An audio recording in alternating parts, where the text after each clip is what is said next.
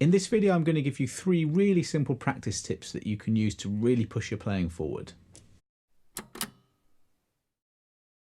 Hi there, Dan from onlinebasscourses.com. Make sure you subscribe by hitting the button below for free weekly bass lessons. So the absolute #1 way to get better at anything really, but any musical instrument, is to get a practice routine, a good one, and stick to it. So the first tip is not to be vague at all when you're going into your practice routine. How many times do you practice, you pick up your bass and you don't really know what you're doing? You have to have a bit of a game plan. I'm going to link below to a couple of blog posts I've got that explain this in a lot more detail. But there are so many different ways you can approach practicing. You know, how long do you practice? What do you practice? That's always going to be changing depending on what you're going to be doing and how much time you have.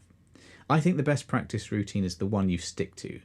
You know your life better than anyone else and how much time you can actually commit to it. And that's going to depend on whether you're doing it for fun, maybe playing a local band, or if you want to be a professional. Those 3 situations will require different levels of commitment, right?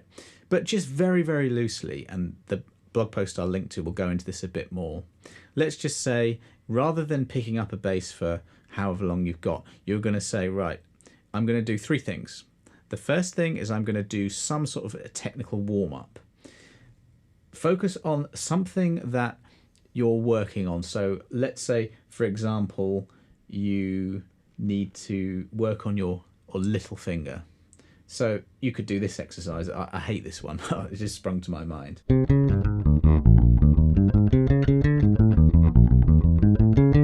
I'm just going fret 5 to 6 on the G, then the D, then the A, then the E, then back up, and then keep moving across. I really don't like that exercise, but it is good for working on that 3rd to 4th finger. So let's say that's something that you're not so good at. Make sure that you warm up maybe for 5 minutes on something like that, some sort of a technical exercise. Then move on to something that you need to memorize. So let's say, for example, that you have a C major scale, and you want to work out the modes and the arpeggios within that key, which is a really great thing to be able to do. There's an exercise you can do where you just play the arpeggios going across the A string. So that would be C major 7, D minor 7, E minor 7, F major 7,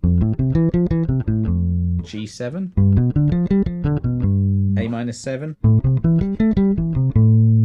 B minor 7 flat 5 or B half diminished, get to that C major 7 again.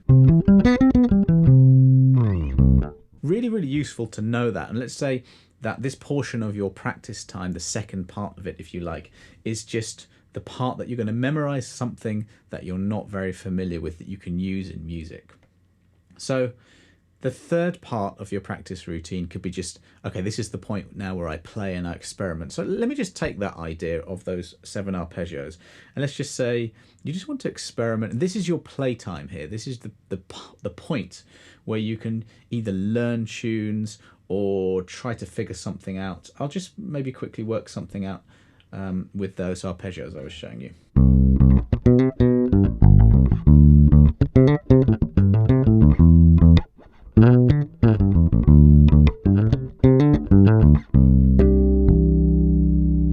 So I was just making some music from the rather cold exercise that I was doing before. So I've gone in with a bit of a game plan here. I've gone technical exercise, working on some area of my technique that needs work. So in that example, it was the 3rd to the 4th finger.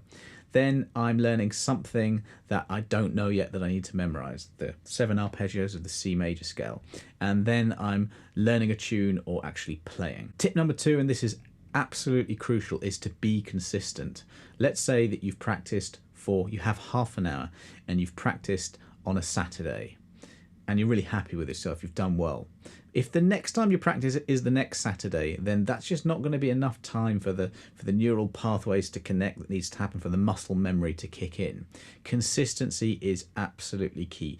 If you've got only, let's say, 1 hour a week to practice and you do your 1 hour in one chunk, again, it's not going to be consistent enough. Rather, if better than that would be to go 10 minutes every day, and you're just kind of rolling that momentum. Now, obviously, to get really good, you're going to want to do more than 10 minutes, but the more consistent you get, the better you get. The better you get, the easier it becomes. The easier it becomes, the more enjoyable it becomes. So it's a really, really great snowball effect that you want to create, and that is all down to consistency. The last tip is something that I'm definitely guilty of, and I'm sure a lot of people are, and that's always playing the same thing that you know.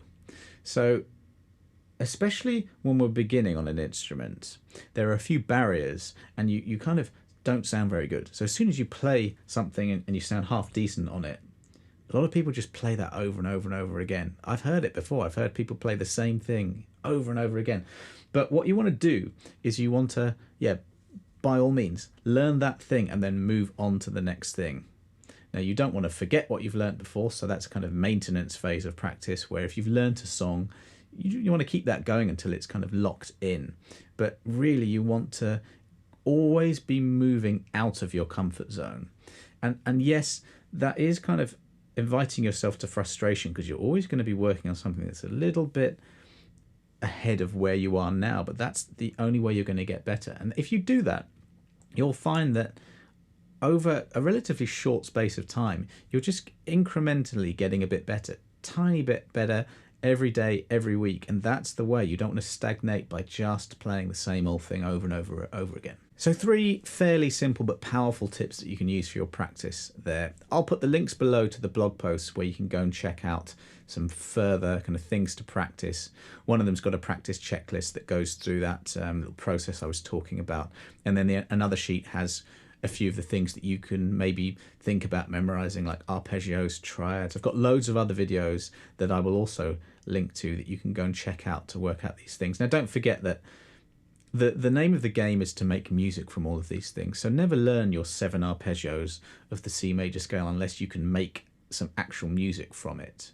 So that really is the big thing. You've got to connect all these dots together. And the more you practice, the better you'll become and the more enjoyable it will become. So if you enjoyed that video, please subscribe and do let me know if you've got any questions.